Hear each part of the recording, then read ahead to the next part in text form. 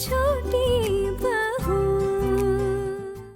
हमें तो कोई जिम्मेदारी दी नहीं गई है ना, मतलब हम क्यों काम करेंगे? हम तो बस मजे लेंगे उनकी बुरी हालत देखकर। वैसे भाभी, अब घर लौटकर किसी काम में मत लग जाना, और आपकी तो आदत है कुछ न कुछ करते रहने की। नहीं नहीं ठाकुर जी, मैं कुछ नहीं करने वाली, जितनी जिम्मेदारी ली है वही संभाले। और हाँ, भाभी कुछ पूछे ना तो बोल देना, मोहल्ले की बहू बेटियों को न्योता दिया है।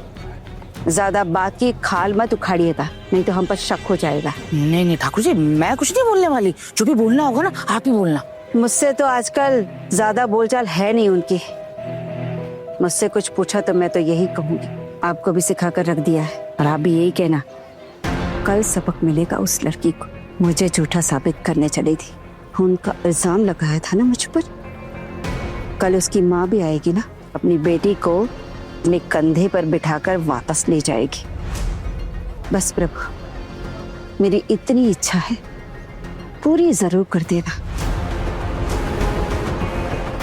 हरी हरी।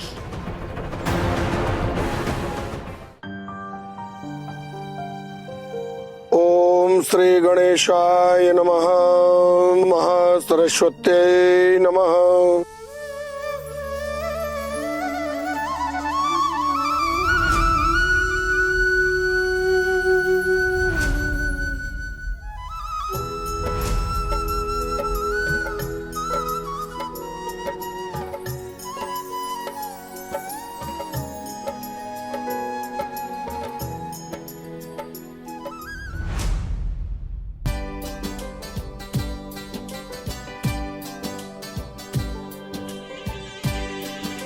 हारू, दीदी प्रणाम। दीदी कैसी हैं आप? अच्छी हूँ, बहुत अच्छा लगा, इतने सालों बाद तुम लोग इस घर में आए हो, दिल भर आया मेरा। बस आपने कहा हम आ गए। सच में? अरे आप लोग खड़े क्यों हो गए? आइए ना आइए। और आपके बच्चे कहाँ है?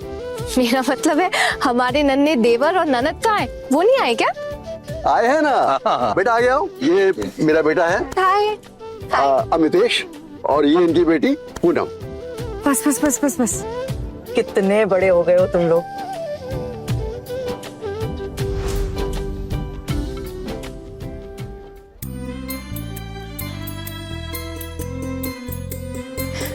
प्रणाम दत्ता, मुझे तो सच में भरोसा नहीं हो रहा है कि आप आए हैं। भाभी, ये कौन है? क्या मालूम ठाकुर जी, होंगे गाँव से दीदी के कोई भैया। अरे भाभी, इनके सभी मायके वालों को मैं अच्छे से पहचानती हूँ, लेकिन कभी किसी देवदा के बारे में नहीं सुना। पता नहीं ये कौन है।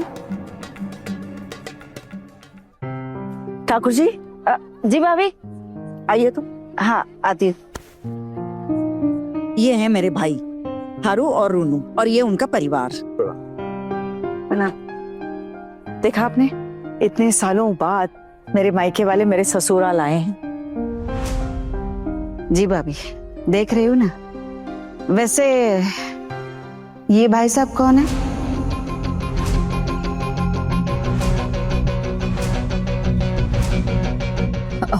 पिशी माँ, वो मेरे मामा जी हैं। माँ के गांव गए थे ना, तब इनसे मुलाकात हुई थी। आपको घर पहचानने में कोई दिक्कत तो नहीं हुई ना? अरे नहीं नहीं, कोई दिक्कत नहीं। दिक्कत सिर्फ एक बात की हुई है, उम्र हो गई हमारी।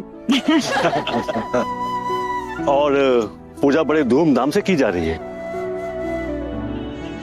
अरे आप लोग ऐसे खड़े क्यों हैं? आइए आइए। आओ बेटा, आओ।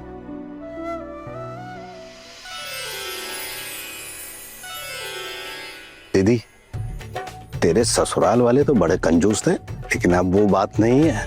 बहुत बढ़िया सजावट की है घर की, और जन्माष्टमी की पूजा भी धूमधाम से करवा रही हो। अब लग रहा है जमींदार सेनवाड़ी की रौनक फिर से वापस आ गई है। अरे ये सब बंसीधारी की इच्छा है। मैंने अपनी बहू को जिम्मेदारियां दी थी इस पूजा की, मैंने बस हाथ में कुछ चंद रुपए थमा दिए। देखना, इतना सब कुछ किया उन्होंने, पता नहीं इतने से मैं इतना कैसे किया। अरे आपकी बहुए बहुए हैं। पूर्णिमा मामी, ठाकुर जी, आपके ससुराल वाले आ गए। रुनू आती हूँ। आपके ससुराल वाले? अभी तक तो कभी आपकी और पोल्टू की खबर तक नहीं ली इन्होंने, आज अचानक कैसे टपक पड़े? भाभी, आपने भी तो अपने मायके वालों को बुलाया है ना? हाँ, मैं तो अपने मायके में ही रहती हूँ, इसलिए मेरा अलग से कोई मायका तो है नहीं जिसे मैं न्योता दे सकूं। इसलिए मैंने अपने ससुराल वालों को ही न्योता देकर यहाँ बुलाया है। उन्हें भी तो पता चले कि उनकी बहू किस खानदान से है। अरे बबलू, कैसे हो बेटा? बस अच्छा हूँ मामी। अरे बहू, कितने सालों बाद देखा है तुम्हें। तुम्हारे दो बड़े भाई कहाँ हैं? वो दोपहर तक आ जाएंगे। मामी वो क्या है कि मैं थोड़ा जल्दी आ गया। अच्छा, अब आ गए हो तो रात का खाना खाकर ही जाना, भूलना मत। हाँ जी जी।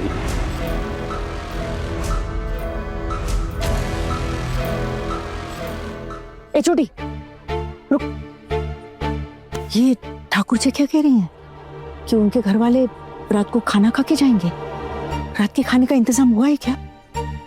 माँ, हमने 50 मेहमानों के हिसाब से इंतजाम किया है। 40 लोग आमंत्रित हैं, 10 लोगों का एक्स्ट्रा इंतजाम किया है।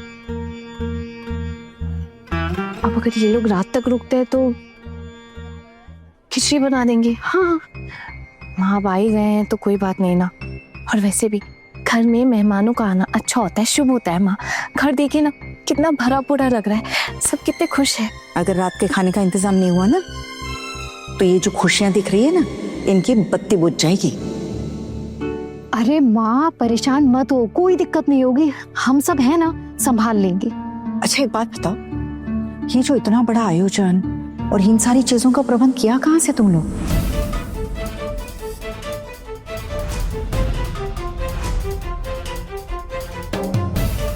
माँ, आप यही चाहती थी ना? अच्छा भी लग रहा है, और यही चाहती थी। मेरी तो बहुत सालों से इच्छा थी कि अपने जीते जी एक बार कृष्णा जी और राधा जी की बहुत अच्छे से धूमधाम से पूजा करूं। बहुत खुश है मेरा दिल आज। लेकिन तुम चारों मिलकर मेरा ये सपना पूरा करोगे, ये कभी नहीं सोचा था मैंने। वो गरिमा, छोटी के बिना तो ये सब मुमकिन ही नहीं था। तुम सबके लीडर बन गई है ये। अच्छा एक बात बताओ, ये इतने बड़े आयोजन का पैसा कहाँ से लिया? कहीं से उधार लिया है क्या?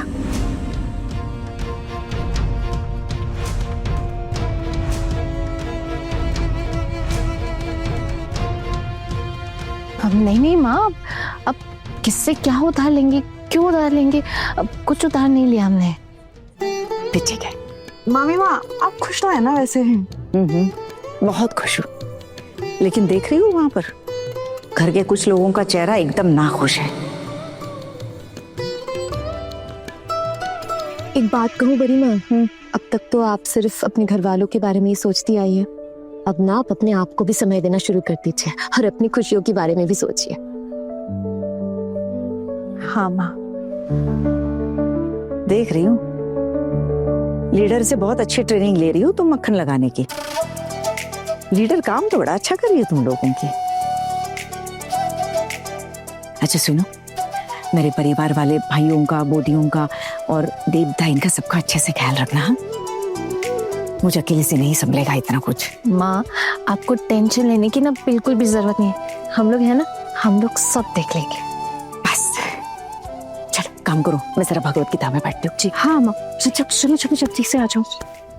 बड़े घर की छोटी बहू के लेटेस्ट एपिसोड्स कभी भी कहीं भी अभी सब्सक्राइब करें दंगल प्ले ऐप। अपने पसंदीदा शो के फुल एपिसोड देखने के लिए अभी डाउनलोड करें दंगल प्ले ऐप।